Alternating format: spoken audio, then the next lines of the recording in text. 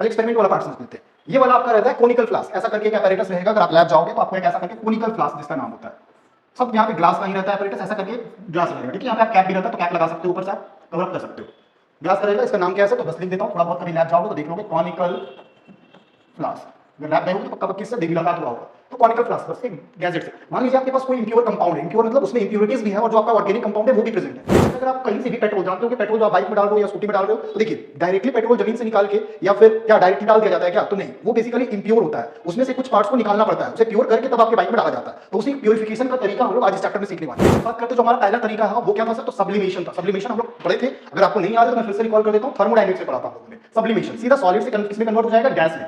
Sir कैसे, solid से gas, जो आपका कपूर बोलते हैं, कपूर जो पूजा में करते देखते हो सॉलिड रहता है, वो सीधा तो सीधा किसमें कन्वर्ट हो जाता है, गैस में। चाहे नैप्थलीन बॉल्स बोलते हो, नैप्थलीन बॉल्स क्या होता है आप देखते भी होंगे, अगर वो टॉयलेट में यूज होता है, टॉयलेट जहां पे करते हो वहां पे नैप्थलीन बॉल्स रखा रहता है, वो देखना सॉलिड से सीधा सीधा किसमें कन्वर्ट हो जाता है, गैस में कन्वर्ट हो जाता है। ये होता है एक्सपेरिमेंटल सेटअप, ऑलरेडी मैंने बना के रख दिया है, देखिए ये आपका जस्ट स्टैंड है, ये वाला पार्ट है आपका स्टैंड है, ये बर्नर है। अगर आप लैब जाओगे तो आपको मिलेगा वहां पे बर्नर दिखेगा, आप आराम से देखोगे। एक चाइना डिश, एक प्लेट सा रहता है, कटोरा जैसा, ठीक है, प्लेट ही रहता है जिसमें आप खाते हो, तो बस वो थोड़ा सा क्या होता है मिट्टी से बना होता है, चाइना डिश उसका नाम है। बर्नर आपको समझ में आता है। अमोनियम क्लोराइड, अमोनियम क्लोराइड किसमें कन्वर्ट होगा, सीधा सॉलिड से गैस में कन्वर्ट हो जाएगा। क्रिस्टलाइजेशन क्या होगा, जैसे मान लीजिए कहीं पे पहले से कोई सब्सटेंस डिसॉल्व है, पहले से उस सब्सटेंस कहीं डिसॉल्व है, अब उससे उसको क्या करना है, सॉलिड बनाना है। पहले लिक्विड स्टेट में था, उसको क्या करेंगे, कोई तरीका होगा जिससे हम उसको क्या कर देंगे, सॉलिड बना देंगे। कैसे बनाएंगे वो देखिएगा, सॉलिड कैसे बनाएंगे वो भी सुनिए। जैसे मान लीजिए अगर आपको एक डायग्राम समझाता हूं फिर उस पे आऊंगा, ठीक है। ये दो लिक्विड है और दोनों अलग अलग टेंपरेचर पे बॉइल होता है। मान लीजिए कोई 80 पे बॉइल हो रहा है और कोई 100 पे बॉइल हो रहा है, तो अगर टेंपरेचर बढ़ाते जाएंगे तो क्या हो जाएगा, 80 वाला पहले बॉइल होकर चला जाएगा वेपर करके, तो वेपर करके चला जाएगा, तो उसको ठंडा करके हम लोग निकाल लेंगे, अभी बताऊंगा कैसे करेंगे। और 100 वाला वहीं का वहीं पड़ा रहेगा। टेंपरेचर तो हम आराम से मेजर कर सकते हैं ना, या थर्मामीटर लगा के, तो थर्मामीटर लगाएंगे तो अपना आराम से टेंपरेचर मेजर हो जाएगा। प्रेशर कम कर रहे हैं यहाँ पे, इसीलिए नाम पड़ गया distillation under reduced pressure. NCERT का डायग्राम है आपके पास, तो आप बुक से भी देखोगे तो सेम टू सेम है, समझ में आपको आसानी से आ जाएगा। तो डिस्टिलेशन अंडर रिड्यूस्ड प्रेशर मतलब यहाँ पे प्रेशर को क्या कर दिया गया है सर, तो प्रेशर को कम कर दिया गया है, ठीक है। देखिए अब ये क्या है, मैनोमीटर। मैनोमीटर क्या करेगा, आपका प्रेशर को मेजर कर लेगा कि कितना प्रेशर है। नॉर्मल मालूम है ना, अभी आप खड़े हो तो नॉर्मल एटमॉस्फेरिक प्रेशर कितना होता है, 1 atm, 1 atm के आसपास होता है, तो उससे भी कम कर सकते हैं। कम करने से क्या फायदा होगा वो अभी देखेंगे, ठीक है। नेक्स्ट है आपके पास डिफरेंशियल एक्सट्रैक्शन। डिफरेंशियल एक्सट्रैक्शन बहुत सिंपल है, बस सेकिंग पे डिपेंड करता है। सेकिंग मतलब इसको एक ऐसा करके फनल होता है, इसका नाम होता है सेपरेटिंग फनल। ये ऊपर स्टॉपर है, एक ऐसा करके ग्लास का रहेगा, यहाँ पे भी आपके पास बोल सकते हैं, इसको लूज करोगे तो यहाँ से लिक्विड निकलेगा, नीचे आ जाएगा, ठीक है। बस इसको सेक करने के लिए यूज होता है। क्या होता है सुनिएगा, पहले कोई सब्सटेंस किसी सॉल्वेंट में क्या होगा, डिसॉल्व होगा। वो जनरली किसमें होता है, एक्वस में, मतलब पानी में थोड़ा बहुत डिसॉल्व होगा, क्लियर है। कोई कंपाउंड होगा वो पहले से पानी में लिटिल बिट डिसॉल्व होगा।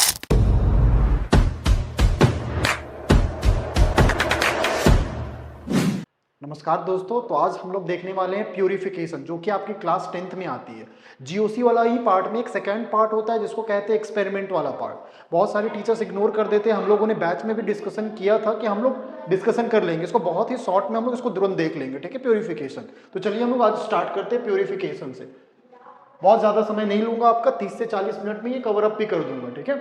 बहुत एक्सपेरिमेंटल पार्ट है, बस आपको एक बार बता दे रहा हूँ, आप एक बार देख लोगे। और नोट्स में पीडीएफ आपका टेलीग्राम में शेयर कर दूंगा, तो आप टेलीग्राम में भी जाके उसका नोट्स भी देख सकते हो, ठीक है। चलिए हम लोग बात करते हैं प्यूरिफिकेशन का। देखिए जैसे अगर आप कहीं से भी पेट्रोल, जानते हो कि पेट्रोल जो आप बाइक में डाल रहे हो या स्कूटी में डाल रहे हो, तो देखिए डायरेक्टली पेट्रोल जमीन से निकाल के या फिर क्या डायरेक्टली डाल दिया जाता है क्या, तो नहीं, वो बेसिकली इम्प्योर होता है, उसमें से कुछ पार्ट्स को निकालना पड़ता है, उसे प्योर करके तब आपके बाइक में डाला जाता है। तो उसी प्योरिफिकेशन का तरीका हम लोग आज इस चैप्टर में सीखने वाले हैं। तो प्योरिफिकेशन किस बेसिस पर डिपेंड करता है, तो नेचर पे डिपेंड करता है प्योरिफिकेशन। तो सर किसका नेचर है, देखिए यहाँ पे मैं शॉर्ट्स में लिख दे रहा हूँ भाई, बाकी अगर एग्जाम में आपको प्रॉपर लिखने का है तो उसके नेक्स्ट स्लाइड में मैं उसका लिख के भी रख दिया हूँ, तो आप वहां से भी देख सकते हो, ठीक है। वहां पे पूरी लिखा हुआ है आपका। तो नेचर किस किस का सर, तो पहला नेचर होगा जो ऑर्गेनिक कंपाउंड है, जो आपका मेन पार्ट है जिसे आप सेपरेट आउट करना चाहते हो। तो फर्स्ट है नेचर किसका, तो nature of organic compound, organic compound, ठीक है, ऑर्गेनिक कंपाउंड। और दूसरा जो इसमें इंप्यूरिटीज भी ऐड होगा उस पर भी बात करेंगे। तो देखिए इंप्यूरिटीज जान रहे हो ना, इंप्यूरिटीज जैसे अगर आप वाटर में, तो घर में अगर आप वाटर फिल्टर लगाए हो तो इंप्यूरिटीज को हटा देता है, आपको प्योर वाटर देता है जिससे आप पीते हो।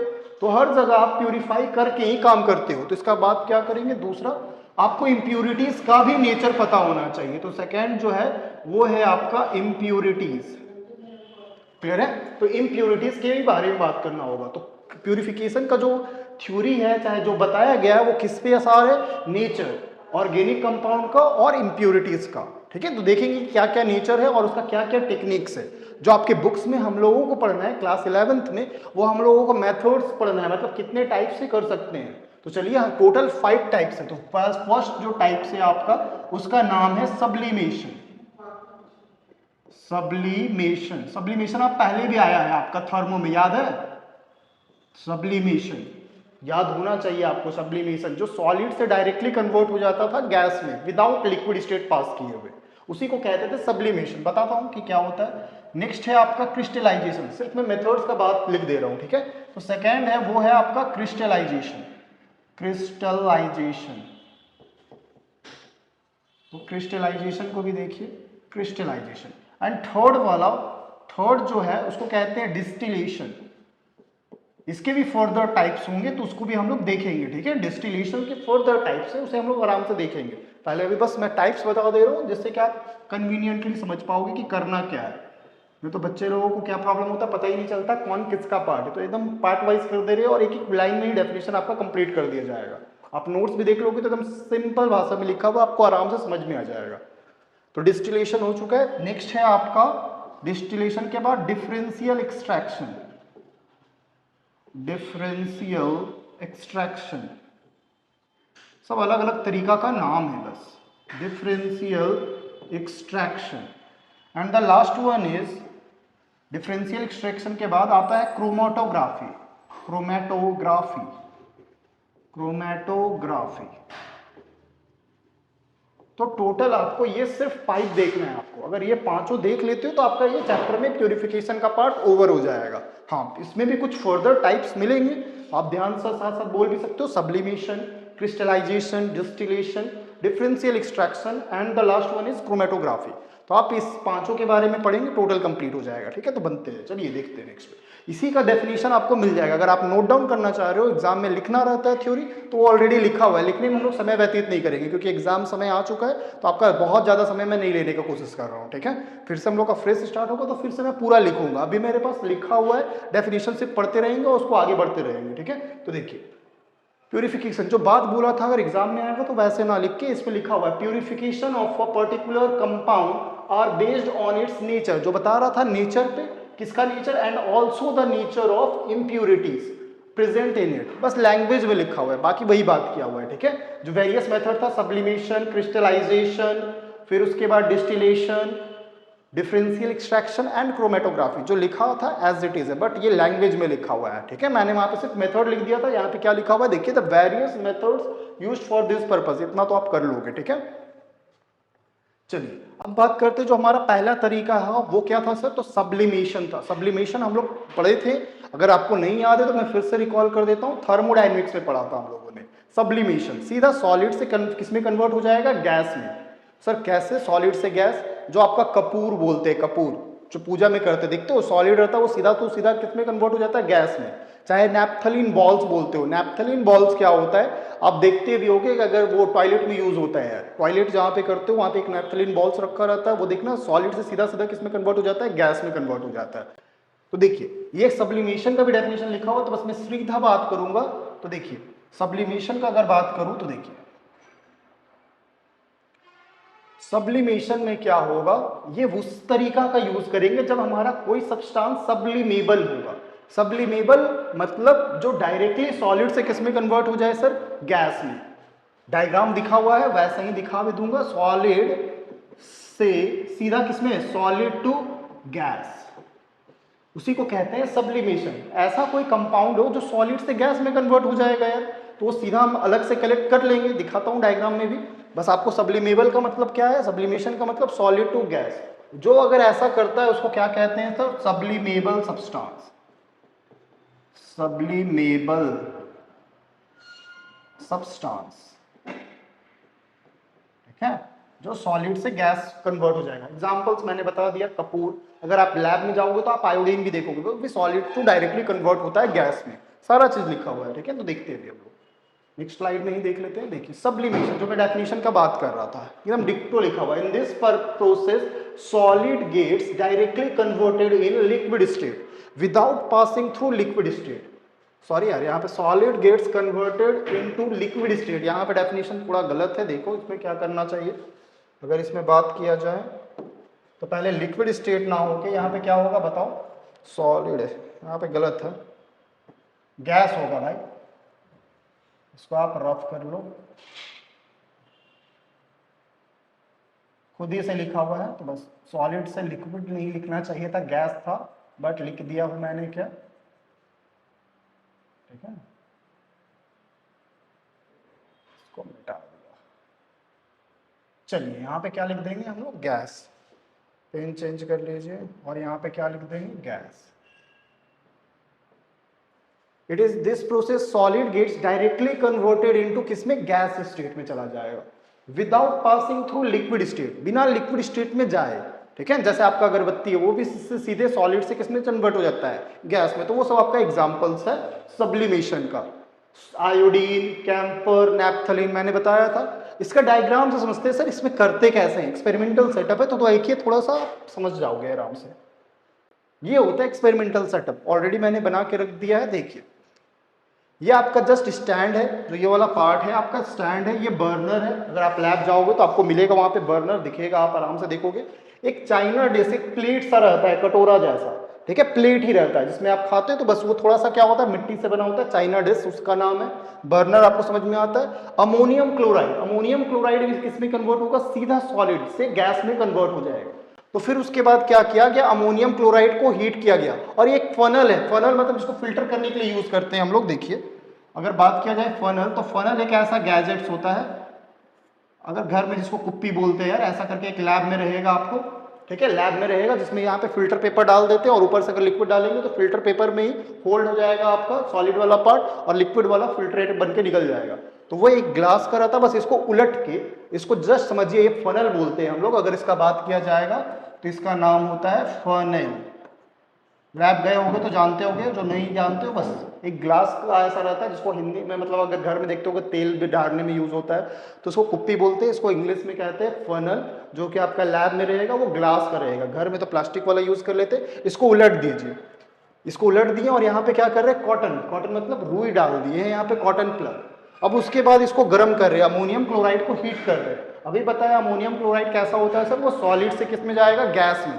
अगर इसमें और भी कुछ इंप्यूरिटीज होगा, मान लीजिए कुछ और इंप्यूरिटीज होगा, तो सॉलिड से गैस वाला तो ऊपर चला जाएगा, जो कि मैंने यहाँ पे दिखाया, कहीं यहाँ पे ऊपर जाके चिपक जाएगा, क्योंकि ऊपर तो ढका हुआ है, तो ऊपर से बाहर नहीं, कुछ यहाँ चिपक जाएगा, कुछ इसका वॉल में चिपक जाएगा। वो कौन चिपकेगा, तो अमोनियम क्लोराइड का ही चिपक जाएगा। फिर उसको क्या करेंगे, ठंडा होने के लिए दे देंगे, मतलब थोड़ा सा निकाल लेंगे, तो वो क्या हो जाएगा, ठंड हो जाएगा। ठंडा हो जाएगा तो उसमें क्या करेंगे, वो सॉलिड का पार्ट होगा, उसको स्क्रैच करके आराम से स्पैचुला, स्पैचुला मतलब चम्मच से हम लोग वहां पे निकाल लेंगे। स्पैचुला वही चम्मच जैसा एक गैजेट्स होता है, गैजेट्स बोलते हैं, क्या बोलते हैं उसमें यार, चम्मच जैसा ही आपका लैब में मिलेगा। अगर केमिस्ट्री के लैब जाओगे तो एक चम्मच सा रहता है, उसको स्पैचुला बोलते हैं, उससे आप इसे आराम से निकाल पाओगे, ठीक है। तो इस तरह से सोडियम क्लोराइड, अमोनियम क्लोराइड हमारा निकल जाएगा, और जो इंप्यूरिटीज रहेगा वो यहीं का यहीं पड़ा रहेगा। आइदर वो सॉलिड से गैस में तो कन्वर्ट नहीं हो रहा होगा, तो इसमें एक पार्ट सब्लिमेबल होना चाहिए। अगर दोनों का दोनों होगा तो दोनों ऊपर चला जाएगा, तो दोनों नहीं होना चाहिए। एक पार्ट आपका सॉलिड से गैस में जाना चाहिए, और एक पार्ट या तो आपका वहीं पर रह जाए, या लिक्विड में भी कन्वर्ट हो जाएगा, तब भी यहीं पड़ा रहेगा। क्लियर है। तो सॉलिड से करेंगे सीधा ऊपर गैस में कन्वर्ट हो जाएगा, फिर कुछ समय के बाद वो ठंड हो जाएगा, और वो सॉलिड के फॉर्म में, तो उसको स्क्रैच करके निकाल लेंगे हम लोग। क्लियर है। तो यही है आपका सब्लिमेशन, सब्लिमेशन, ठीक है। चले आगे। तो सब्लिमेशन आपका पूरी पूरी कंप्लीट हो चुका है, एकदम इजी सा तरीका है, आराम से कंप्लीट करते चलेंगे। चलिए हम लोग आगे चलते हैं। हाँ, क्रिस्टलाइजेशन। क्रिस्टलाइजेशन क्या होता है सर, नाम ही है, देखिए क्रिस्टलाइजेशन, क्रिस्टल मतलब क्रिस्टल बनना, ठीक है। क्रिस्टलाइजेशन मतलब क्या होगा, क्रिस्टल बनना। क्रिस्टल मतलब क्या सर, क्रिस्टल मतलब आपको यहाँ पे सॉलिड का कुछ पार्ट बनेगा। इसके बारे में थोड़ा सा ध्यान रखिएगा। क्रिस्टलाइजेशन क्या होगा, जैसे मान लीजिए कहीं पे पहले से कोई सब्सटेंस डिसॉल्व है, पहले से उस सब्सटेंस कहीं डिसॉल्व है, अब उससे उसको क्या करना है, सॉलिड बनाना है। पहले लिक्विड स्टेट में था, उसको क्या करेंगे, कोई तरीका होगा जिससे हम लोग उसको क्या कर देंगे, सॉलिड बना देंगे। कैसे बनाएंगे वो देखिएगा, सॉलिड कैसे बनाएंगे वो भी सुनिएगा। जैसे मान लीजिए अगर आपको एक डायग्राम से समझाता हूँ, फिर उस पर आऊंगा, ठीक है। पहले एक्सपेरिमेंट वाला पार्ट समझ लेते हैं।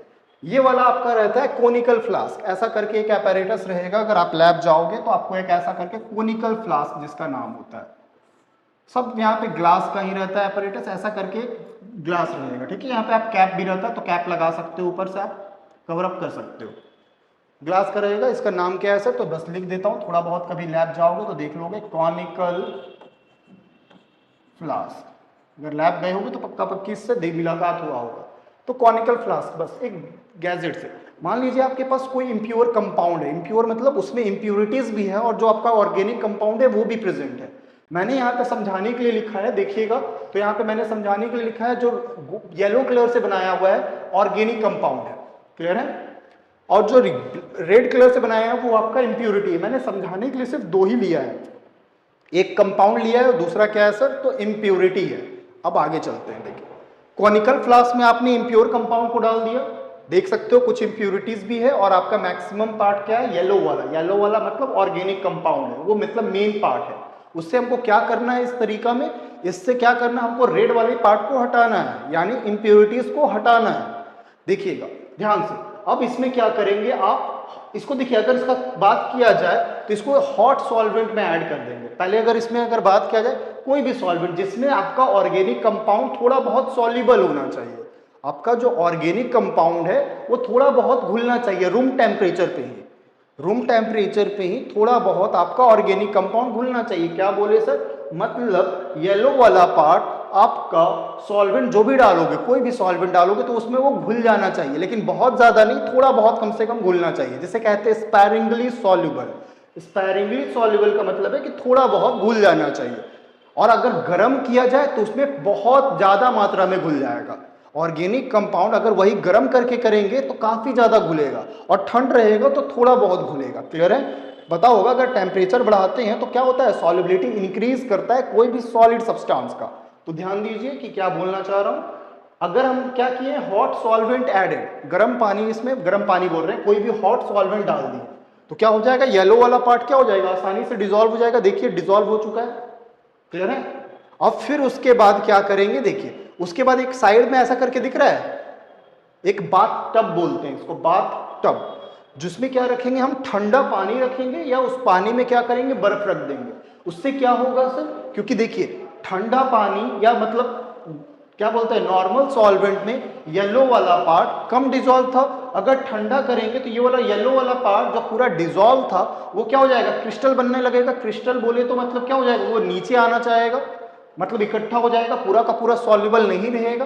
तो देखिए ठंडा अगर करेंगे, कंपाउंड क्रिस्टलाइज, ये वाला जो दिख रहा है यहाँ पे कोल्ड वाटर है, ऐसा करके अगर चैम्बर है तो वो क्या बताना चाह रहा है सर, वो क्या है, कोल्ड वाटर है, ठंडा कर रहे हैं, तो ये जो येलो वाला पार्ट था जो सॉल्युबल था गर्म सॉल्वेंट में, वो क्या हो जाएगा, क्रिस्टल बनना स्टार्ट हो जाएगा, ठीक है। क्योंकि बताया था कि इसमें क्या होना चाहिए, ठंड वाटर में थोड़ा सा ही सॉल्युबल होना चाहिए। ठंड वाटर मतलब क्या बोल रहा हूँ, टेम्परेचर कम होगा तो कम सॉल्युबल होगा, और टेम्परेचर अधिक होगा तो ज्यादा सॉल्युबल होगा। तो यहाँ पे मैंने क्या किया है, टेम्परेचर कम कर दिया, तो इसकी वजह से क्या हो जाएगा, ये वाला पार्ट नीचे आ जाएगा, येलो वाला पार्ट। अब उसके बाद क्या करेंगे, फिल्टर से ही, जिस तरह से ये वाला एक बनाए थे फनल, उससे क्या करेंगे, इससे फिल्ट्रेट कर देंगे, मतलब ये वाला सॉल्यूशन में एक फिल्टर लगा देंगे और फिल्टर पेपर डाल देंगे, एक पेपर टाइप का आता है उसको फोल्ड करके डाल देंगे। जो ये फनल रहता है ना, मान लीजिए ऐसा करके जो बता रहा था, इसमें एक पेपर आता है, अगर पेपर का बात किया जाए तो पेपर हमारे पास कोई भी पेपर, मतलब ऐसे फोल्ड करके इसमें डाल देंगे और ये वाला सॉल्यूशन ऊपर से ऐड करते जाएंगे। तो देखिए सॉल्वेंट के साथ ये वाला तो सॉल्युबल है, ये रेड वाला पार्ट सॉल्युबल है, और कुछ पार्ट आपका एक दो पार्ट जो येलो वाला है वो भी चला जाएगा, कुछ ना कुछ पार्ट तो चला जाएगा। 100% तो नहीं होता है कहीं पे भी, कुछ ना कुछ एक्यूरेसी कम होता है, 100% बहुत कम चांसेस है कि आपका केमिस्ट्री में 100 to 100% आ जाए, ठीक है। तो हमेशा कुछ ना कुछ क्या बोलते हैं, कम ही आता है, मतलब कुछ ना कुछ पार्ट आपका डिसॉल्व होया रहेगा, कुछ पार्ट, तो कुछ पार्ट आपका यहाँ पे आ जाएगा, और मैक्सिमम पार्ट जो क्रिस्टल बन गया था, जो सॉलिड बन चुका था, वो पार्ट आपका कहाँ पे आ जाएगा, ऊपर। और ये वाला पार्ट निकाल लिए और इम्प्योरिटीज इधर चला गया। हाँ कुछ पार्ट गया है आपका प्योर वाला भी, लेकिन हमको कुछ पार्ट से मतलब नहीं है, मैक्सिमम पार्ट हमारा प्योर वाला देखिए क्या हो गया, बाहर आ गया। अब इसको निकाल लिए, ये आपका प्योर कंपाउंड बन गया। इसी तरीके, इसी मेथड को हम लोग क्या कहते हैं सर, तो क्रिस्टलाइजेशन। बात समझ में आई? एक बार मैं ब्रीफली रिकॉल कर रहा हूं क्या होता है। देखिए आपके पास इम्प्योर कंपाउंड होगा, जो प्योर कंपाउंड होगा वो कोई सॉल्वेंट में थोड़ा बहुत सॉल्युबल होगा, अगर टेम्परेचर बढ़ाते हैं तो वो क्या होगा, अधिक सॉल्युबल होगा। फिर क्या करेंगे, उसको ठंडा करेंगे। ठंडा करेंगे तो जो कम सॉल्युबल वाला पार्ट था, जो ऑर्गेनिक कंपाउंड, वो क्रिस्टल बनाने लगेगा, क्रिस्टल मतलब सॉलिड के फॉर्म में आएगा। फिर लास्ट स्टेप में फिल्टर कर देंगे, तो जो ऊपर बचेगा जो सॉलिड वाला पार्ट, वही आपका ऑर्गेनिक कंपाउंड है। यही तरीके को कहते हैं क्रिस्टलाइजेशन। देख रहे हो ना, क्रिस्टल बना है इसीलिए नाम पड़ गया है क्रिस्टलाइजेशन। चलिए सर डेफिनेशन क्या था, तो डेफिनेशन आपका लिखा हुआ है, एक बार रीड कर लीजिए। देखिए crystallisation, it is a process of solidification. Solidification मतलब देख रहे थे ना, लिक्विड था, जब सॉल्युबल था तो कैसा स्टेट था, लिक्विड। फिर उसके बाद उसने किस में आ गया, क्रिस्टल में। तो वही कह रहा हूं, it is a process of solidification of pure substance from its dissolved state. इसको सॉलिड बना के जो डिसॉल्व स्टेट था उससे उसको क्या किया गया है, तो उसे निकाल लिया गया है। अब आगे आते हैं, नेक्स्ट पॉइंट पढ़ते हैं, ठीक है। It is based on the difference in the solubility, अलग अलग सॉलिबिलिटी होता है, किसका किसका, तो प्योर कंपाउंड का और क्या किसका, इंप्यूरिटीज का। तो जिसका जो फेनोमेना है वो किस पे डिपेंड करेगा भाई, ये ध्यान रखिएगा, एक बहुत अच्छा सा पॉइंट लिखा हुआ है सॉल्युबिलिटीज, इसको थोड़ा ध्यान रखिएगा, ठीक है। ये जो फेनोमेना है किस पे बेस्ड है, सॉल्युबिलिटीज पे। किसका अलग अलग, तो प्योर कंपाउंड का अलग सॉल्युबिलिटी मतलब घुलने का ताकत, और इम्प्योर कंपाउंड का अलग ताकत। इसकी वजह से ही यह तरीका अप्लाई हो पा रहा है। आगे चलते हैं तो देखिए आगे क्या लिखा हुआ है, एक लास्ट पॉइंट है, the impure compound is dissolve in a solvent. Impure compound को डिजॉल्व किए थे भाई, in which it is sparingly soluble, लिखा स्पैरिंगली सॉल्युबल। स्पैरिंगली मैंने बताया था जो बहुत कम घुलेगा उसे कहते हैं sparingly soluble at room temperature. देखिए ये भी बात बोला था, रूम टेम्परेचर पे कम सॉल्युबल होना चाहिए, और एप्रिसिएबली बहुत मतलब बहुत अधिक मात्रा में सॉल्युबल होगा एट हायर टेम्परेचर। तो जो बात बोला है वो आपका लिखा हुआ है, आप स्क्रीनशॉट भी ले सकते हो या फिर आपका पीडीएफ भी मिल जाएगा। आप थोड़ा लिखते रहो, बहुत आसान सा तक खत्म कर देंगे। तो ये हो गया हमारे पास क्रिस्टलाइजेशन, डायग्राम बता चुका हूं, ठीक। तो अभी तक हम लोगों ने दो मेथड सीखा है, एक है सॉलिडिफिकेशन, सब्लिमेशन। सब्लिमेशन में क्या था सर, सॉलिड क्या कहते थे, जो वैसा सब्सटेंस के लिए एप्लीकेबल था जो सॉलिड से गैस में कन्वर्ट हो जाता था। दूसरा पढ़े क्रिस्टलाइजेशन, वैसा सब्सटेंस जो क्या हो जाएगा, डिसॉल्व स्टेट में कम सॉल्युबल होगा रूम टेम्परेचर पे, लेकिन अगर टेम्परेचर बढ़ाएंगे तो ज्यादा सॉल्युबल होगा, और फिर ठंड कर देंगे तो वो क्रिस्टल के फॉर्म में बन जाएगा, फिर फिल्टर करेंगे निकल जाएगा, बस खत्म। अब आते हैं हम डिस्टिलेशन पे। डिस्टिलेशन पे देखिए, हम इसका बात करे जाए तो डिस्टिलेशन क्या होता है सर, तो ये कब अप्लाई होगा पहले सुन लीजिए डिस्टिलेशन के बारे में, फिर उसके बाद हम लोग आगे चर्चा कर लेंगे। बहुत आसान से डेफिनेशन लिखा हुआ है तो आपको लिखने के बारे में ज़्यादा प्रॉब्लम नहीं क्रिएट होना चाहिए। तो डिस्टिलेशन पहली बात है, डिस्टिलेशन। तो डिस्टिलेशन कब होगा, देखिए अगर सबसे अच्छा हो कि बॉइलिंग पॉइंट में कुछ डिफरेंस हो, बॉइलिंग पॉइंट में डिफरेंस होना चाहिए। बॉइलिंग, बीपी मतलब बॉइलिंग पॉइंट, शॉर्ट में लिख रहा हूं, इससे बाद में आपको पूरा प्रॉपर लिखा रहेगा। तो बॉइलिंग पॉइंट क्या होना चाहिए, बॉइलिंग पॉइंट में डिफरेंस होना चाहिए, ठीक है। बॉइलिंग पॉइंट मतलब मान लीजिए दो लिक्विड है और दोनों अलग अलग टेम्परेचर पे बॉईल होता है। मान लीजिए कोई 80 पे बॉईल हो रहा है और कोई 100 पे बॉईल हो रहा है, तो अगर टेम्परेचर बढ़ाते जाएंगे तो क्या हो जाएगा, 80 वाला पहले बॉईल होके चला जाएगा वेपर करके, तो वेपर करके चला जाएगा तो उसको ठंडा करके हम लोग निकाल लेंगे, अभी बताऊंगा कैसे करेंगे। और 100 वाला वहीं का वहीं पड़ा रहेगा। टेम्परेचर तो हम आराम से मेजर कर सकते हैं ना, या थर्मामीटर लगा के, तो थर्मामीटर लगाएंगे तो अपना आराम से टेम्परेचर मेजर हो जाएगा, ठीक है। तो बॉइलिंग पॉइंट डिफरेंस होना चाहिए, अगर जो भी है तो उसमें क्या होना चाहिए, appreciable amount of difference in boiling point. दूसरा आप कब लगा सकते हैं, अगर सबसे बढ़िया हो जाए एक वोलाटाइल, क्या है सर, वोलाटाइल, वोलाटाइल कंपाउंड हो, एंड एक आपके पास हो नॉन वोलाटाइल। एक आपके पास वोलाटाइल कंपाउंड होना चाहिए और एक आपके पास नॉन वोलाटाइल कंपाउंड होना चाहिए। यही दो चीज है बस, मैं इसको शॉर्ट्स में लिख दिया हूं, ठीक है।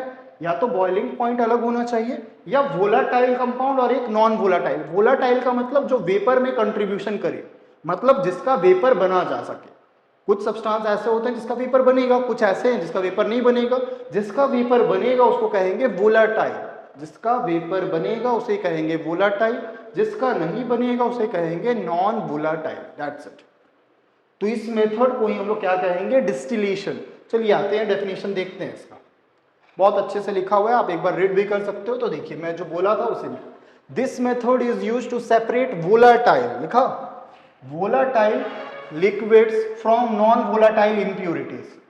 Volatile liquid from non volatile impurities मतलब वेपर किसका बनेगा, जो आपका ऑर्गेनिक कंपाउंड होगा उसका वेपर बन जाएगा, और जो नॉन वोलाटाइल है वो वहीं पड़ा रह जाएगा। कैसे होगा अभी दिखाऊंगा एक्सपेरिमेंट वाला पार्ट, पर अभी समझना चाहिए कि वोलाटाइल मतलब जिसका, इसका लिख देता हूं, वोलाटाइल मतलब विच कंट्रीब्यूट्स टू द वेपर, वैसा जिसका वेपर बने, और नॉन वोलाटाइल मतलब जिसका वेपर ना बने, क्लियर है। तो पहला तो ये है, in this method liquids having sufficient difference in their boiling point, boiling point में एक अच्छा खासा डिफरेंस होना चाहिए, जिसको हम लोग कहेंगे सिंपल डिस्टिलेशन। देखते हैं कि क्या होता है। अगर बॉइलिंग पॉइंट सेम है तो दोनों उड़ जाएगा भाई, दोनों उड़ गया तो फिर यहाँ पे फिल्टर तो हुआ नहीं, ठीक है। तो यहाँ पे क्या होना चाहिए, सफिशिएंट डिफरेंस होना चाहिए। चलिए देखते हैं कि कैसे होता है एक्सपेरिमेंटल वाला पार्ट। हाँ, इसका टाइप्स के बारे में बात करते हैं। तो देखिए टाइप्स, टोटल अगर इसका बात किया जाए तो टोटल 4 टाइप्स में आपके बुक में है। अब वो क्या है सर, तो देखिए पहला है सिंपल डिस्टिलेशन, जो पहला है वो है आपका सिंपल डिस्टिलेशन। क्या होता है बात कर रहे हैं, सिर्फ अभी मैं टाइप्स के बारे में बात कर रहा हूं, ठीक है। दूसरा है इसका फ्रैक्शनल डिस्टिलेशन,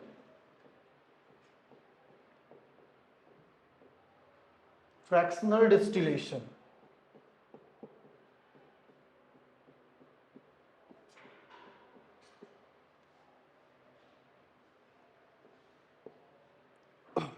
सिंपल फ्रैक्शनल, और उसके बाद अगर हम बात किया जाए सिंपल फ्रैक्शनल के बाद distillation under reduced pressure.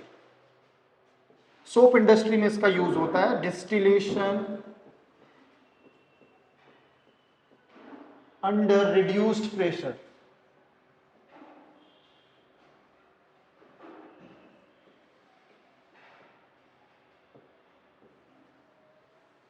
Light काहे फ्लक्चुएट कर रहा है,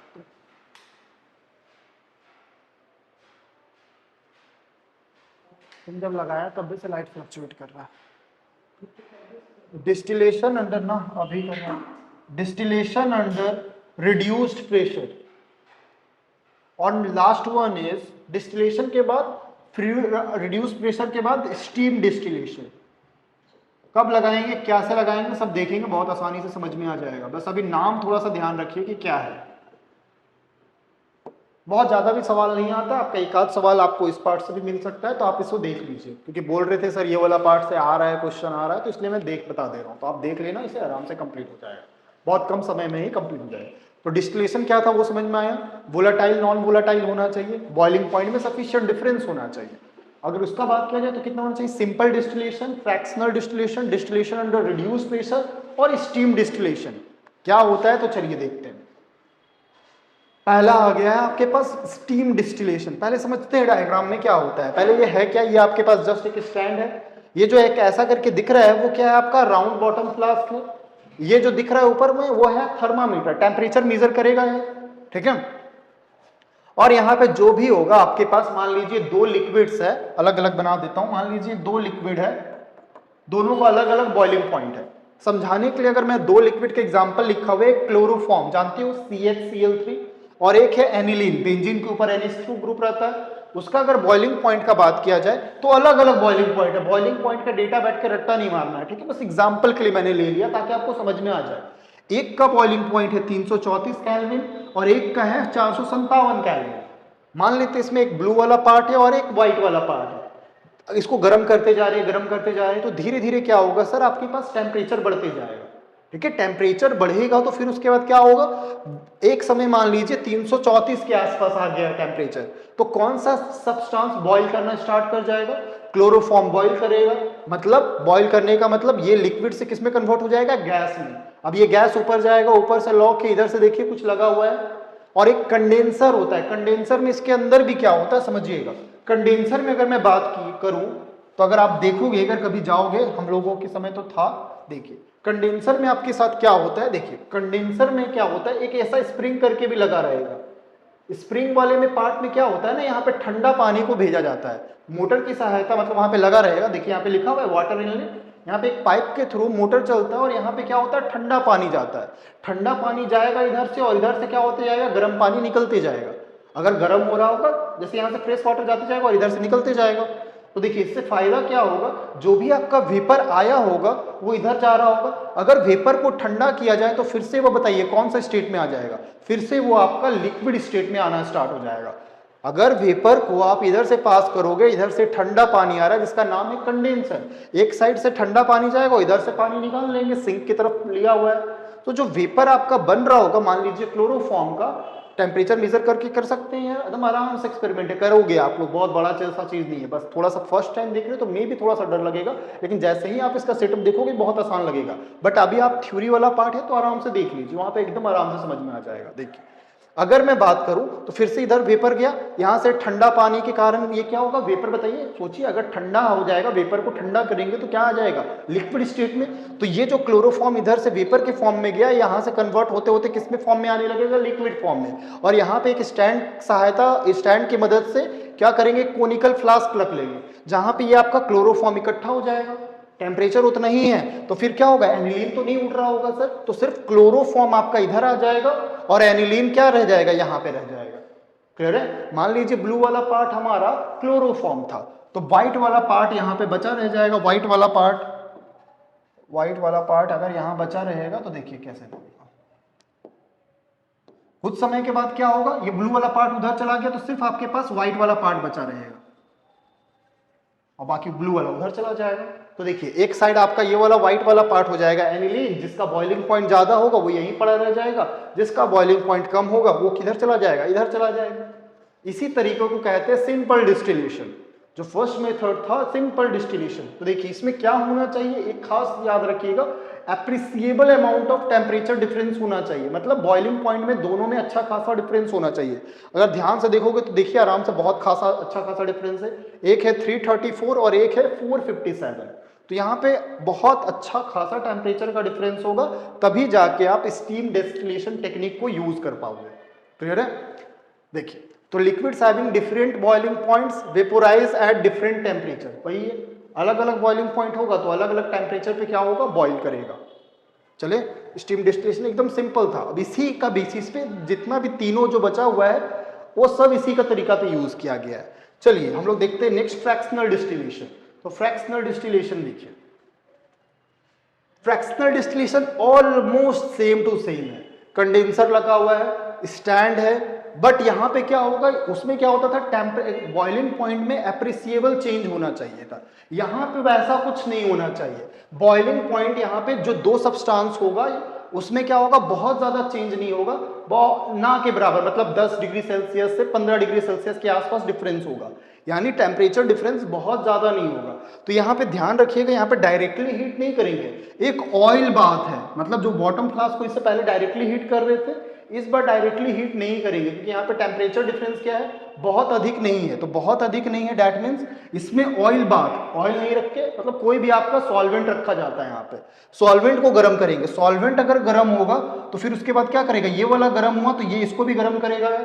अब इसमें गर्म करेगा तो देखिए इसमें क्या है, बीच में कुछ इसको बैरियर रखा हुआ है, बैरियर का ही नाम है फ्रैक्शनेटिंग कॉलम। बैरियर का ही जो नाम है देखिए उसका नाम है फ्रैक्शनेटिंग कॉलम। क्लियर है? मतलब इसमें रुकावटें रखा गया, इससे पहले वाले में रुकावट नहीं था, सीधा का सीधा उड़ रहा था, कंडेंसर लगा हुआ था, ठंडा कर रहा था वेपर को और यहां से कलेक्ट कर ले रहे। सर ये रुकावट क्यों डाला गया है? क्योंकि देखिए बॉइलिंग पॉइंट दोनों लिक्विड का काफी ज्यादा तो नहीं है, अगर हल्का भी टेम्परेचर होगा तो थोड़ी ना है कि ये सिर्फ एक ही लिक्विड उड़ेगा, दोनों का दोनों उड़ेगा तो दोनों, लेकिन जिसका बॉइलिंग पॉइंट कम होगा उसका जल्दी जल्दी वेपर बनेगा और वो सीधा का सीधा पास करते जाएगा इस बैरियर को क्रॉस करते करते इधर से निकल जाएगा।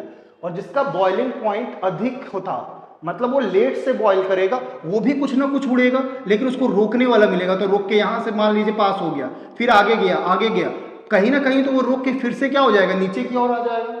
तो ये क्या करता है, पूरा उड़ने नहीं देता है जिसका बॉइलिंग पॉइंट ज्यादा है, तो बॉइलिंग पॉइंट जिसका है वो उसको पकड़ के नीचे ले आ रहा है, क्योंकि इसका बॉइलिंग पॉइंट तो क्या है, जिसका कम था वो तो उड़ गया, उड़ के चला जाएगा, क्योंकि उसको तो रोकेगा, मैं उसको भी मान रहा हूँ रोकेगा, लेकिन उसको एप्रिसिएबल अमाउंट पे नहीं रोक पाएगा।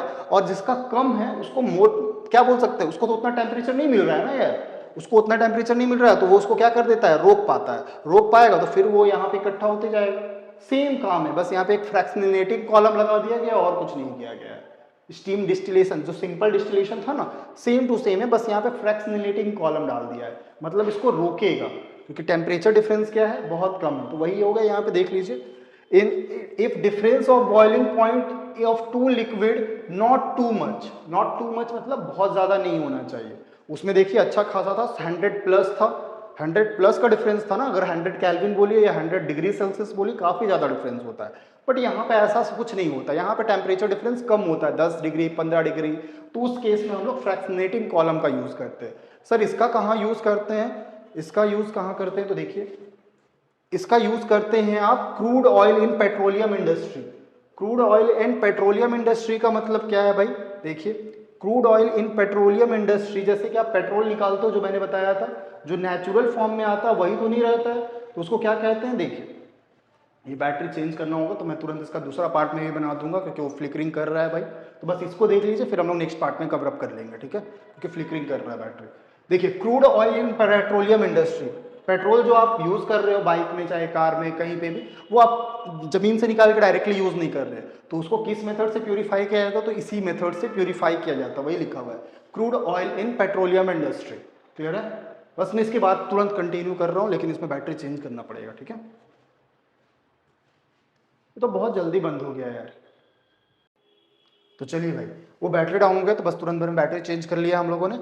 अब चलिए crude oil in petroleum industry हम लोगों ने यहाँ तक देखा था, इसका फ्रैक्शनल डिस्टिलेशन का बात कर चुके हैं, अब हम लोग चलते हैं नेक्स्ट में, ठीक है।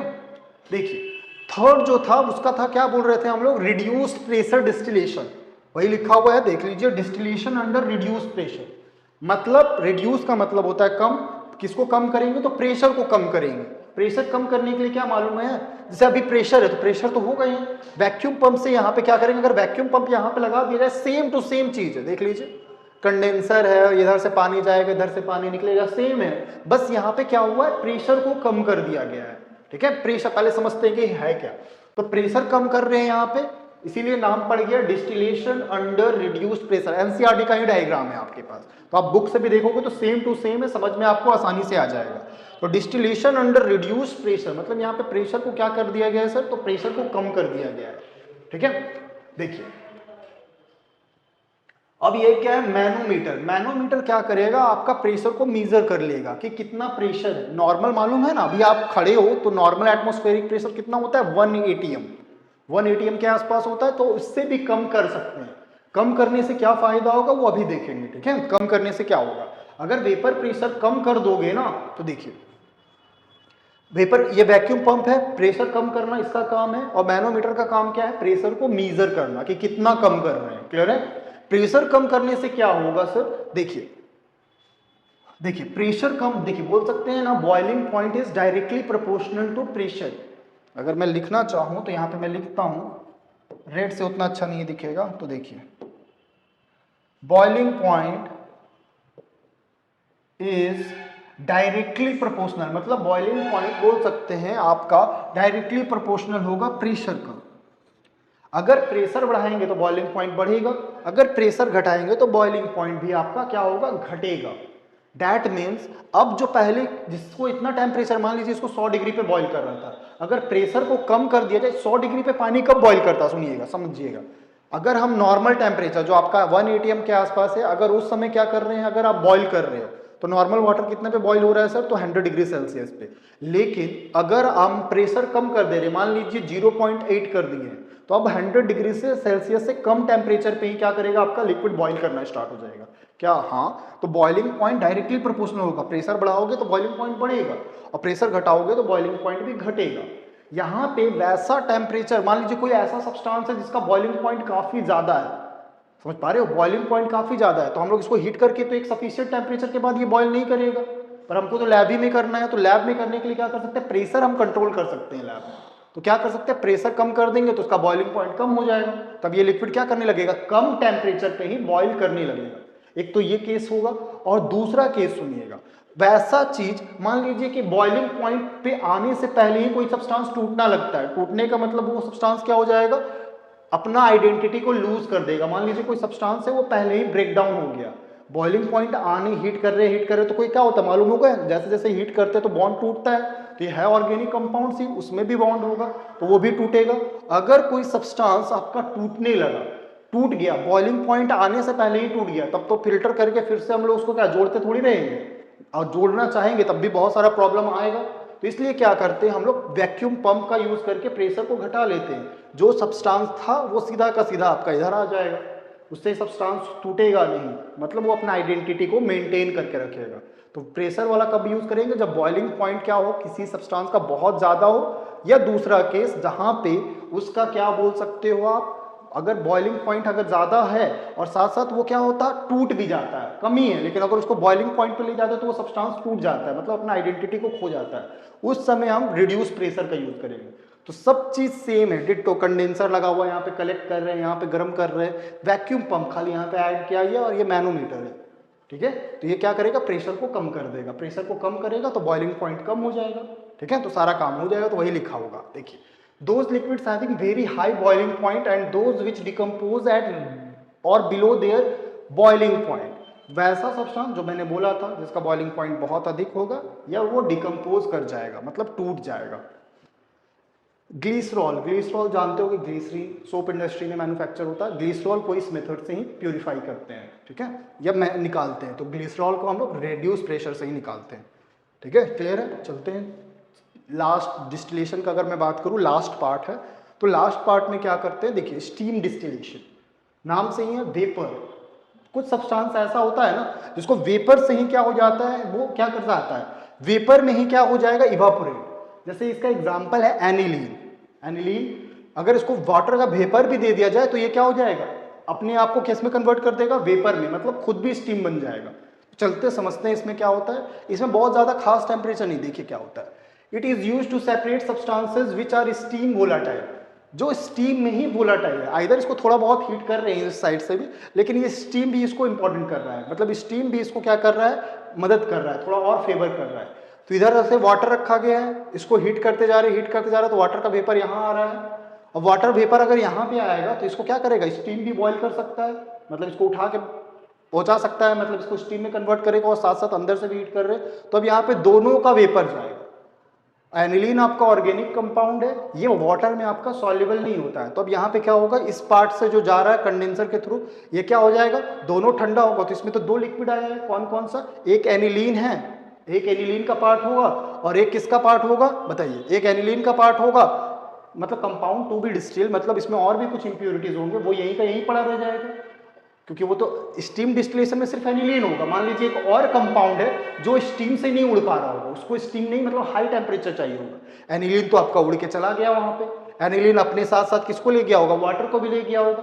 ये पता होगा कि एनिलीन और वाटर क्या होता है, इनसॉल्युबल, तो यहाँ पे लेयर बना के रहेगा, एक ऊपर रहेगा एक नीचे रहेगा। मान लेते हैं ऊपर क्या है, वाटर, और नीचे है आपका एनिलीन, तो आराम से उसको फिल्टर करके, अभी बताऊंगा एक डिफरेंशियल एक्सट्रैक्शन, उसमें क्या करेंगे, इसको निकाल लेंगे, नीचे वाला पार्ट अलग, ऊपर वाला पार्ट अलग, हो गया सेपरेशन, क्लियर है। तो इस मेथड को ही कह रहे हैं steam distillation. It is used to separate substances which are steam volatile, जो स्टीम से वोलाटाइल होंगे, उसी केस में हम स्टीम वोलाटाइल यूज करेंगे। स्टीम वोलाटाइल डिस्टिलेशन मतलब स्टीम डिस्टिलेशन को यूज करेंगे, और ये इमिसिबल होना चाहिए पानी के साथ, क्योंकि हम लोग कर क्या किसके साथ रहे हैं बताइए, हम लोग हीट किसके साथ रहे हैं, वाटर के साथ। अगर वाटर के साथ मिक्स हो जाएगा तो फिर से जाके आपको फिर से सेपरेट करना पड़ेगा, तो वैसा कंपाउंड को चुनेंगे जो वाटर के साथ क्या हो, इमिसिबल, मतलब वाटर के साथ मिले नहीं, और क्या हो, स्टीम के साथ उड़ जाए, मतलब स्टीम के साथ वोलाटाइल। तो एनिलीन है इसका एग्जाम्पल। तो इस तरह से हम लोगों ने स्टीम डिस्टिलेशन को भी कंप्लीट कर लिया है, तो डिस्टिलेशन पूरा कंप्लीट हो चुका है। चलिए आगे चलते हैं। नेक्स्ट है आपके पास डिफरेंशियल एक्सट्रैक्शन। डिफरेंशियल एक्सट्रैक्शन बहुत सिंपल सा है, बस इस सेकिंग पे डिपेंड करता है। सेकिंग मतलब इसको एक ऐसा करके फनल होता है, इसका नाम होता है सेपरेटिंग फनल। ये ऊपर स्टॉपर है, एक ऐसा करके ग्लास का रहेगा, यहाँ पे भी आपके पास बोल सकते हैं, इसको लूज करोगे तो यहाँ से लिक्विड नीचे आ जाएगा, ठीक है। बस इसको सेक करने के लिए यूज होता है। क्या होता है सुनिएगा, पहले कोई सब्सटेंस किसी सॉल्वेंट में क्या होगा, डिसॉल्व होगा। वो जनरली किसमें होता है, एक्वस में, मतलब पानी में थोड़ा बहुत डिसॉल्व होगा, क्लियर है। कोई कंपाउंड होगा वो पहले से पानी में लिटिल बिट डिसॉल्व होगा। अगर हम कुछ ऑर्गेनिक सॉल्वेंट डालेंगे तो पता है, और लाइक डिसॉल्व लाइक, ऑर्गेनिक वाला ऑर्गेनिक में ज्यादा सॉल्युबल होगा, इसमें ऑर्गेनिक कंपाउंड भी है और ऊपर से हम लोगों ने ऑर्गेनिक कंपाउंड डाला, और दोनों को क्या करेंगे, सेक कर लेंगे अच्छे से। तो जो कंपाउंड यहाँ पे डिसॉल्व होगा पानी वाला, वो क्या हो जाएगा, अब ऊपर चला जाएगा, ठीक है। वो ऊपर चला गया, मतलब यहाँ से कंपाउंड जो था वो निकल के किस पार्ट में चला गया, ऊपर वाले पार्ट में। लेयर दिखेगा आपको, एकदम आराम से दिखेगा, अगर आप लैब में जाओगे तो आराम से 2 लेयर। फिर उसके बाद यहाँ से क्या करेंगे, इसको स्टॉपर को खोलेंगे, थोड़ा सा जो भी ये वाला लिक्विड है उस पार्ट को निकाल देंगे, ऊपर वाला पार्ट आपका बन गया ये इनको ऑर्गेनिक कंपाउंड।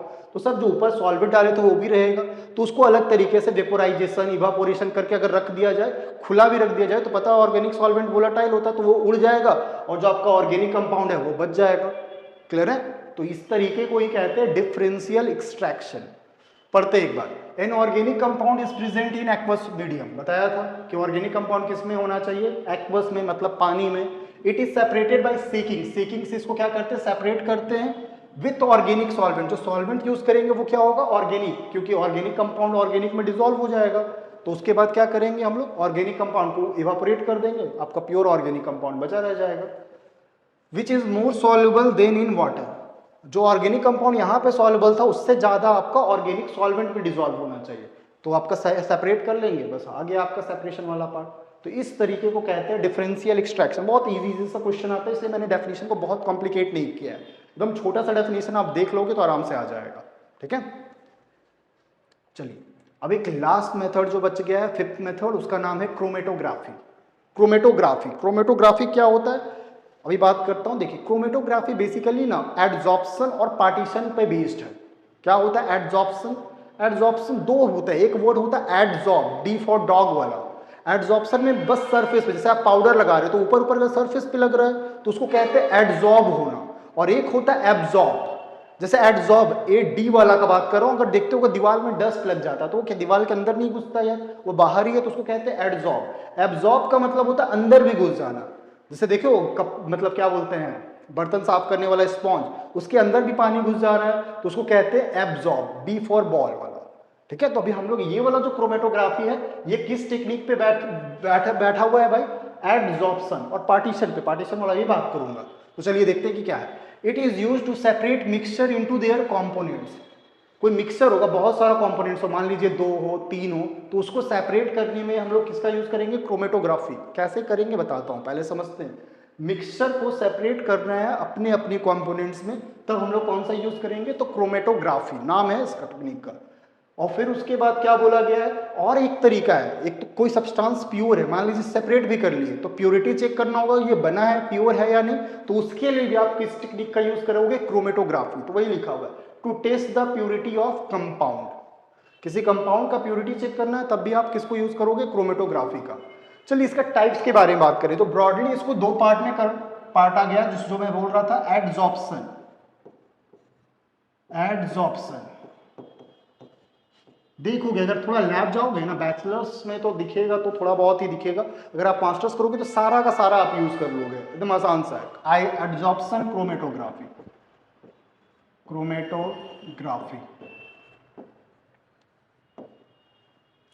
इसको फर्दर 2 टाइप में बांटा गया है, एडजॉर्प्शन को ही 2 पार्ट में बांटा गया है, यहीं पे कर दे रहा हूं। एक है कॉलम क्रोमेटोग्राफी, क्या होगा बात करेंगे, कॉलम क्रोमेटोग्राफी। ठीक है,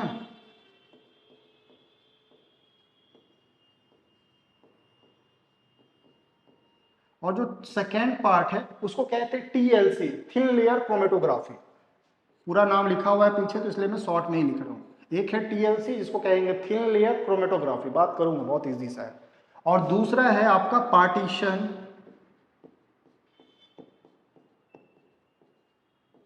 क्रोमेटोग्राफी।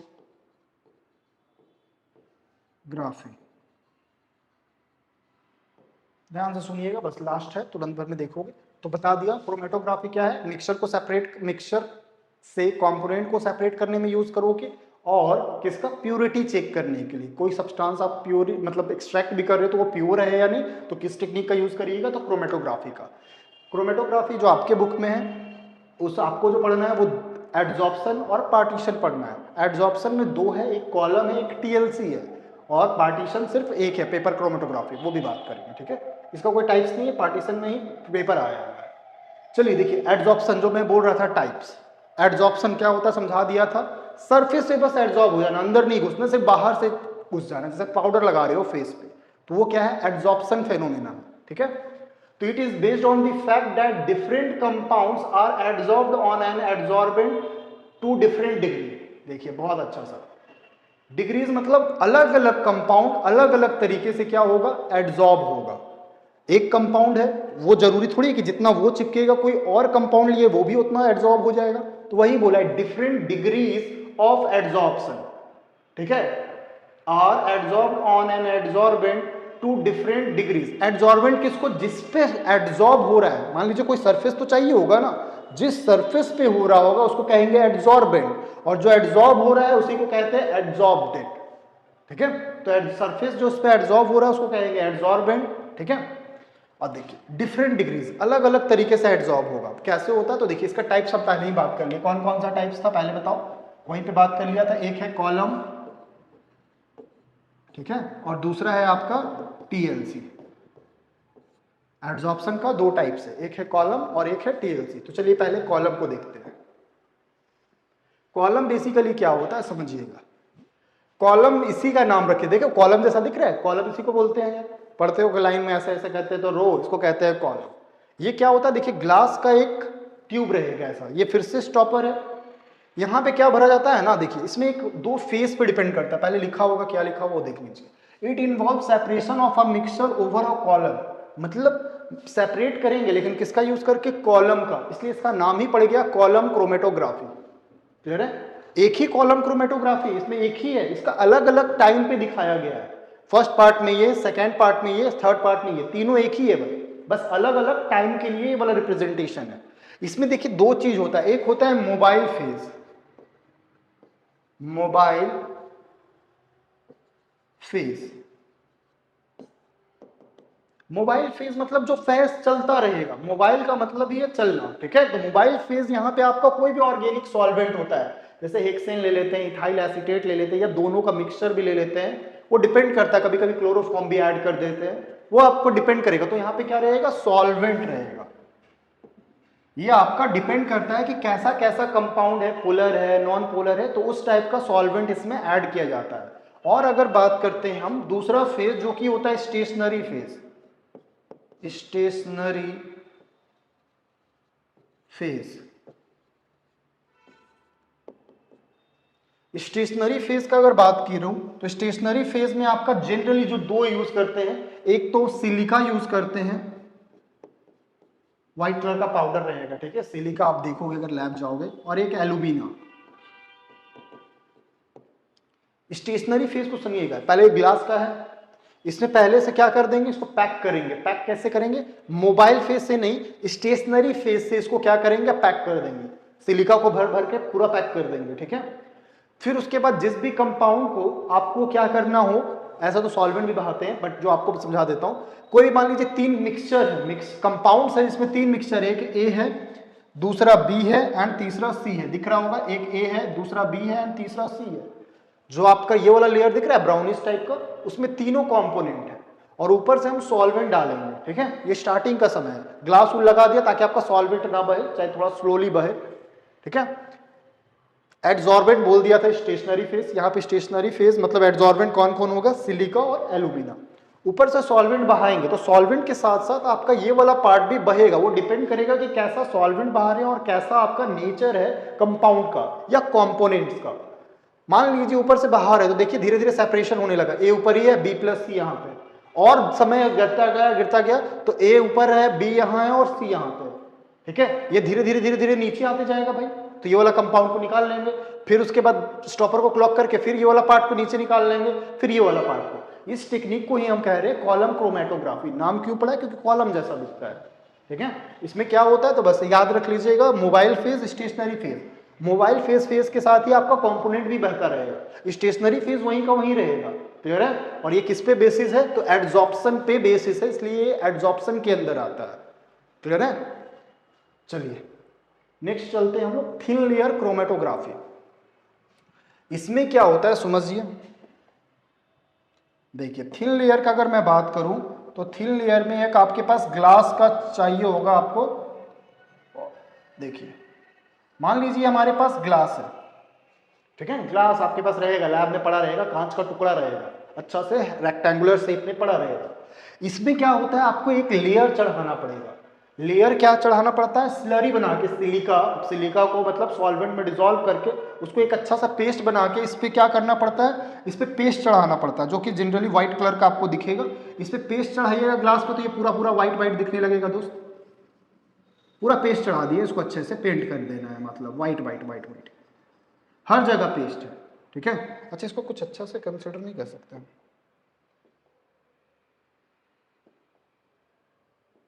छोड़िए, मान लेते हैं ना इसके अंदर व्हाइट व्हाइट का है, पूरा पेस्ट बना दिए। अच्छा, वहां पे समझ जाओगे, ठीक है। यहाँ पे हम बना दिए स्लरी का, इसको ऊपर पेस्ट कर देते हैं। इसका रहता है थिकनेस इतना रहना चाहिए, 0.2 mm का थिकनेस होना चाहिए, ठीक है। तो यहाँ पे फिर से हम लोग स्टेशनरी फेस जो रहे हैं व्हाइट व्हाइट, जो सिलिका या फिर एल्यूमिना और सॉल्वेंट मिला के जो इसके पेस्ट चढ़ाए हैं वो उसी को लगा दिए हैं। तो वो हो जाएगा आपका कौन सा फेस, स्टेशनरी फेस। क्लियर है, स्टेशनरी फेज आपका ये व्हाइट वाला पार्ट है। और नीचे क्या करेंगे, एक और आपके पास बड़ा सा बीकर, इस जो बनाए हैं इसको एक बड़ा सा बीकर में डाल दीजिए।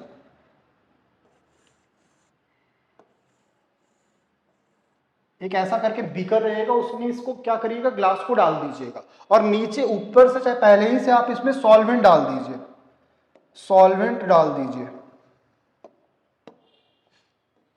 पहले से यहां पे सॉल्वेंट भर दीजिए, ठीक है। और जो भी आपका कंपोनेंट होगा, कंपोनेंट को यहां पे टिक करके रख दीजिए। तो सॉल्वेंट आपका क्या होगा, देखिए सॉल्वेंट आपका मोबाइल फेज है, तो सॉल्वेंट क्या होगा आपका ऊपर जाएगा, सॉल्वेंट आपका ऊपर की ओर जाएगा। दैट मीन्स क्या हो रहा है, एक मिनट भाई,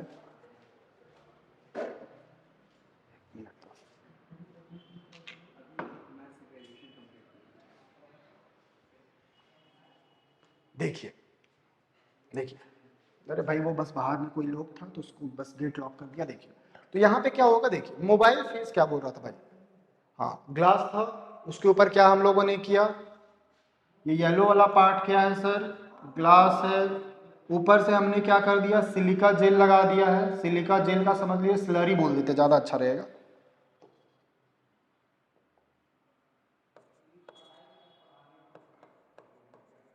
और यहां पे आपका सॉल्वेंट है, सॉल्वेंट आपका क्या है,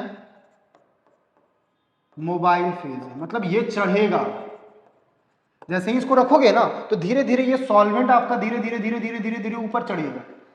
क्लियर है, धीरे धीरे सॉल्वेंट आपका ऊपर चढ़ेगा और जो कंपाउंड है उसका नेचर पे डिपेंड के बेसिस पे इसको भी ऊपर की ओर लेके जाएगा। जो आपका कंपाउंड था, मान लीजिए यहाँ पे टिक मार दिया, इसी को साथ साथ क्या करेगा, इसको भी ऊपर की ओर लेके जाएगा। जहां तक जाएगा वहां तक मैच कर लेंगे, जहां तक जाएगा तो दिख जाएगा आपको, डॉट दिखेगा, कलर दिखता है। क्रोमा मतलब कलर, ग्रीक वर्ड है जिसका मतलब होता है कलर, तो कलर दिखेगा। नहीं दिखता है तो आयोडीन के चैम्बर में डाल देते हैं, जिसकी वजह से उस समय कलर दिखेगा। और नहीं है तो फिर एक फ्लोरोसेंस का एक आता है आपका मशीन, वहां पे भी जाकर देखोगे तो वहां पे भी आपको दिख जाएगा। ठीक है, हमारा आई का एक सफिशिएंट पावर होता है ना 400 से 750, उसके बियॉन्ड आपका देख ही नहीं पाता है। तो इसलिए हम लोगों को देखने के लिए अगर कोई गैजेट चाहिए तो गैजेट्स पड़ा रहेगा आपके लैब में, आप वहाँ पे आराम से देख सकते हो। सबसे पहले तो आयोडीन चैम्बर रहता है, उसमें डाल दोगे तो आराम से दिखेगा आपको ब्राउन ब्राउन का, और नहीं होगा तो फिर फ्लोरोसेंस में जाके डाल सकते हैं। ठीक है, थोड़ा सा अगर आप बढ़िया कॉलेज में जाओगे तो आपके पास सारा गैजेट्स रहता है, आपको बस करना रहता है, और बहुत बड़ा चीज़ भी नहीं है। देखिए ये वाला सॉल्वेंट धीरे धीरे धीरे धीरे इसके ऊपर चढ़ने लगेगा, तो चढ़ेगा तो क्या करेगा, ऑर्गेनिक कंपाउंड जो कंपोनेंट्स होगा वो भी चढ़ेगा। अगर मान लीजिए यहाँ पे 3 है तो कोई यहाँ पे बन जाएगा, कोई यहाँ कोई यहाँ, अब उसको सेपरेट कर लेंगे। ठीक है, और अगर ओरिजिनल कंपाउंड है, मान लीजिए एक ओरिजिनल कंपाउंड है, उसको भी सेम एक ग्लास बनाए ऐसा करके, और फिर उसमें भी स्लरी चढ़ाएं, और उसको भी अगर इसमें डालेंगे, अगर ये यहाँ तक जा रहा है और ओरिजिनल वाला भी यहाँ तक जा रहा है, तो हम समझ जाएंगे ये वाला कंपाउंड के साथ मैच कर रहा है, तो उससे हम प्योरिटी भी चेक कर सकते हैं। क्लियर है, अगर इसमें डालोगे तो ये वाला पॉइंट अगर ऊपर गया, मान लीजिए ये वाला मान लीजिए 2 सेंटीमीटर गया, इधर भी गया 2 सेंटीमीटर, तो दोनों तो सेम ही कंपाउंड है। ठीक है, तो दोनों सेम कंपाउंड है, तो वहां से आप प्योरिटी भी चेक कर सकते हो किसी कंपाउंड का इस मेथड की मदद से, टीएलसी की मदद से। क्लियर है, तो चलिए देखिए, separation of substances of a mixture over a thin layer of an adsorbent coated on glass. वही बोल रहा है एडसॉर्बेंट, वही जो ग्लास में व्हाइट व्हाइट लगा रहे थे ना, स्लरी जिसको बोल रहे थे, सिलिका और एल्यूमिना, उसी को कह रहा है आपका एडसॉर्बेंट। उसी पे तो चिपक रहा है ना सब यार, और अलग अलग जाएगा तो उसको अलग अलग, इससे एक न्यूमेरिकल का वैल्यू होता है जिसको हम लोग कहते हैं रिटार्डेशन फैक्टर, चाहे आरएफ वैल्यू बोलते हैं। रिटार्डेशन फैक्टर ये क्या होता है समझ लीजिए, ये एक बेस लाइन होता है, कहीं पे एक लाइन बनाते हैं जहां पे आप चिपकाते हो, मतलब कोई कंपाउंड्स को यहाँ पे चिपकाते हो, और एक तो सॉल्वेंट बह रहा था, सॉल्वेंट बहते बहते मान लीजिए यहाँ तक आ गया, सॉल्वेंट से ऊपर कोई नहीं जाएगा क्योंकि वही तो उतना दूर गया है। तो आपका ऑर्गेनिक कंपाउंड मान लीजिए यहीं तक गया है, तो ऑर्गेनिक कंपाउंड कितना डिस्टेंस ट्रेवल किया है x, और जो सॉल्वेंट डिस्टेंस ट्रेवल किया है वो कितना ट्रेवल किया है y। तो रिटार्डेशन फैक्टर बहुत आसान सा एक फॉर्मूला है, बस उसको RF से डिनोट करते हैं, वो देख लीजिए, बहुत आसान सा है रिटार्डेशन फैक्टर जिसको कहते हैं, ठीक है। Distance travelled by a compound, ठीक है, कितना डिस्टेंस ट्रेवल किया है कंपाउंड। जैसे इस केस के लिए बताइए कितना डिस्टेंस ट्रेवल किया है कंपाउंड, तो x ही किया है, और दूसरा नीचे लिख देंगे distance travelled by a solvent. Compound कितना डिस्टेंस ट्रेवल किया है, तो x, यहां से यहां तक भाई, जहां से लाइन दोगे ना वहीं से, एकदम नीचे से नहीं नापना है, ऊपर से ही, जहां पे आप एक लाइन बनाना पड़ता है, जो से आप बना रहे थे ना आप इसको, तो एक लाइन दे दीजिएगा, एकदम नीचे सटा के नहीं रखनी, तो फिर वो नीचे ही गिर जाएगा या होगा, तो थोड़ा सा ऊपर से करते हैं ताकि आपका सॉल्वेंट आराम से ऊपर से एब्जॉर्ब होते जाए और ऊपर चलता भी चले। तो थोड़ा सा लाइन, तो x और एक नीचे कितना है डिस्टेंस ट्रेवल बाय सॉल्वेंट, कितना दूरी तय किया यहाँ से यहाँ, तो देखिए यहाँ से यहाँ हमेशा यहीं से मेजर करेंगे, तो वो y है। इसी को कह रहे हैं हम लोग रिटार्डेशन फैक्टर या RF वैल्यू।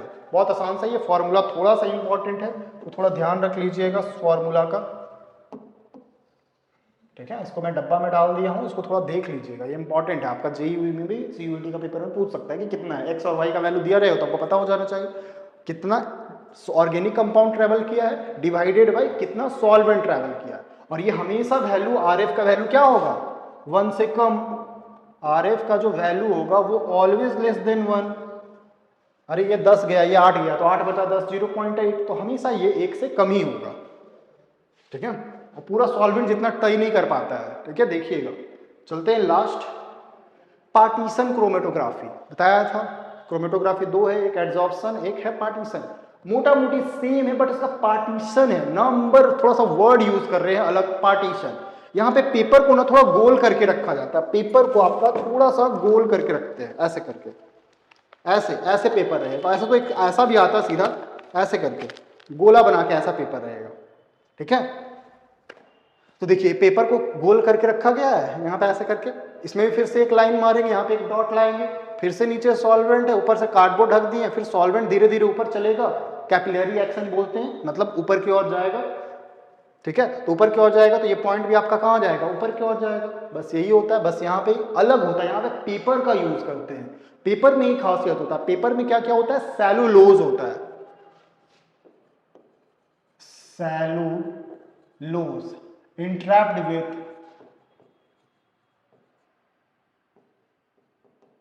वाटर।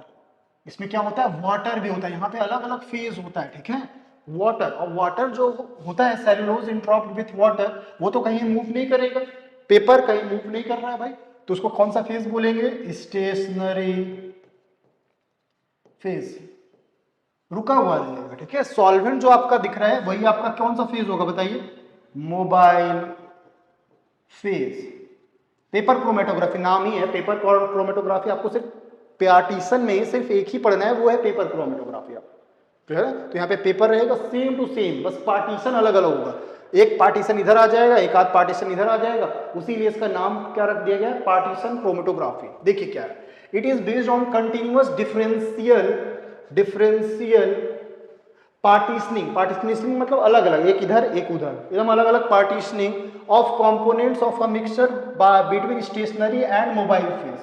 देख रहे हो ये वाला पेपर आपका स्टेशनरी फेज और सॉल्वेंट आपका मोबाइल फेज है, तो उसी का बोल रहा अलग अलग कंपोनेंट्स है तो अलग अलग ट्रीट किया जाएगा। स्टेशनरी में वो अलग रिएक्ट करेगा, और क्या बोलते हैं मोबाइल मतलब वाटर रहेगा उसमें अलग रिएक्ट करेगा, तो वही बोला है स्टेशनरी एंड मोबाइल फेज। अच्छा स्टेशनरी तो वाटर था ना, तो सॉल्वेंट पे आप अलग तरीके से करेगा, और वाटर इनक्लोज्ड विथ सेल्यूलोज उसमें एक अलग तरीके से ट्रीट करेगा। Paper selecting retains different components according to their different partition. Partition मतलब अलग अलग बस कर रहा है, डिफरेंट पार्टीशन इन 2 फेजेस, जो अलग अलग फेजेस है, एक बता दिया स्टेशनरी फेज और एक मोबाइल फेज है, उसके बेस पे ही क्या करता है, पार्टीशन करता है, उसी को हम क्या कहेंगे, पार्टीशन क्रोमेटोग्राफी। तो यहाँ तक ही था, सिंपल सा प्योरिफिकेशन आपका यहाँ पे ऑल ओवर कंप्लीट हो चुका है। बहुत समय नहीं लगा होगा तो आप इसे देख लेना, अगर ज़्यादा समय लग रहा है तो फिर उस पर PDF भी आप पढ़ लोगे तो समझ में आ जाएगा, बहुत बेसिक्स है। तो इसका मैं PDF भी आपको शेयर कर दूंगा, ठीक है, जितना भी पढ़ लिया हूँ, ठीक है। तो हम लोग इसका PDF भी हम लोग शेयर कर देंगे, आपको मिल जाएगा आसानी से, ठीक है। तो हम लोग मिलेंगे फिर इसी के साथ कंटिन्यूअसली नेक्स्ट वीडियो में। आप बताओगे कैसा लगा है, समझ पाए हो या नहीं समझ पाए हो, अगर नहीं समझ भी पाए होंगे तो भी बोलोगे, ठीक है। तो चलिए इसको हम बाद में भी कर लेंगे और मैं आपको PDF भेज दूंगा, ठीक है। आपका ये कंप्लीट हो चुका है प्योरिफिकेशन वाला पार्ट, तो आप आराम से देख लीजिए और आराम से समझ सकते हो। जहाँ दिक्कत होगा फिर से क्लासेस में भी पूछ सकते हो, ठीक है, या फिर कमेंट में भी आप ड्रॉप कर सकते हो, ठीक है। मिलते हैं फिर नेक्स्ट वीडियो में।